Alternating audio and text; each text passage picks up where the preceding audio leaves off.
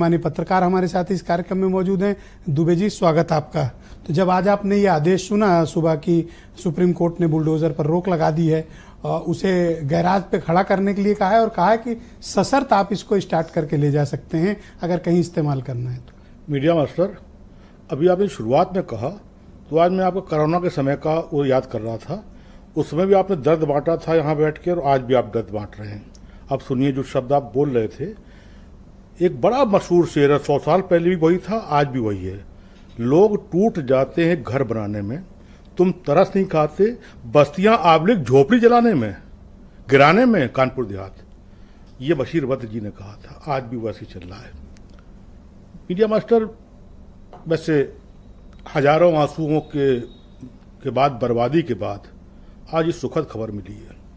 हजारों बर्बादी, आपके पीछे एक अच्छा चेहरा खूबसूरत सा दिख रहा है, इसके पीछे अगर दर्द भरी आंखें होती महिलाओं की जो रो रही हैं और हाथ जोड़ रही हैं, तो शायद और इसका कुछ, उधर बुलडोजर है, इधर तो खैर।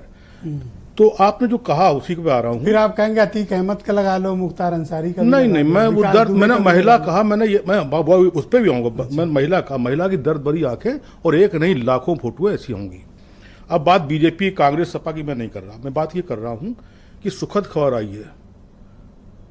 आदरणीय जो डबल बेंच है, इसने फुल बेंच का संदेश दे दिया। फुल बेंच का निर्देश बहुत कम मिलता देश के संविधान को, देश के लोकतंत्र को। डबल बेंच ने बांट भी दिया और काट भी दिया है। बांटोगे तो कटोगे। ये भी तो हो सकता है कि अवैध निर्माण को बढ़ावा मिले। अवैध निर्माण को बढ़ावा जो इससे पहले हो चुका उससे अब नहीं मिलेगा। दहशत में लोग बहुत हैं, क्योंकि बुलडोजर पॉलिटिकल, जैसे आपने कहा वो सीतापुर वाला, जैसे इनका कहा हिमाचल वाला, ऐसे जो बुलडोजर था वो पॉलिटिकल वो सीन बन गया था।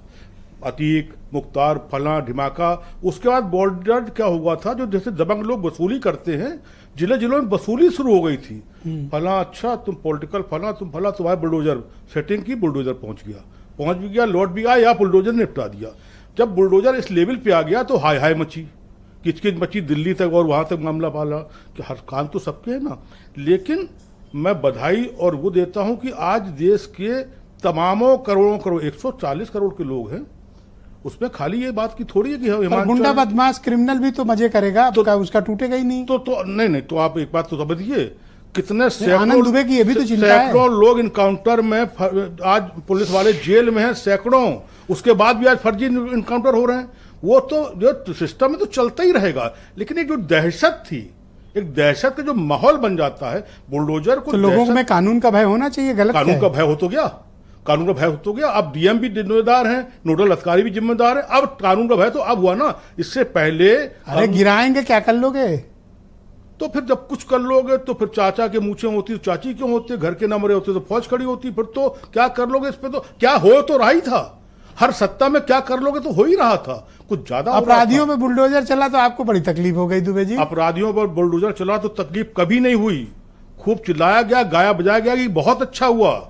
लेकिन बुलडोजर, फिर ये बताइए क्या बुलडोजर ही अपराधी के लिए होता है? गोली नहीं होती है, खाली बुलडोजर ही अपराधी के लिए होता है। अगर आपको याद हो तो पहला बुलडोजर चला था इलाहाबाद में, जिसकी नानी क्या वो लड़की, वो माँ बेटी सब रह रही थी, और उसके भाई या पति ने किसने गड़बड़ किया था, पहला बुलडोजर वहां चला था। अब उसके बाद क्रिमिनल के चला, अतीक क्या चला, मुख्तार क्या चला, फिर ऐसे तो सैकड़ों लिस्टें हैं कि इसके फिर क्यों नहीं चला, उसके फिर क्यों चला। इफेंट बट तो बहुत है, लेकिन बुलडोजर इस बात का पर्याय क्यों बन गया कि इसको केवल विध्वंस करना है। जी, जब बीरेन जी, आप तक मेरी आवाज आ रही है? जी, ओके बीरेन जी।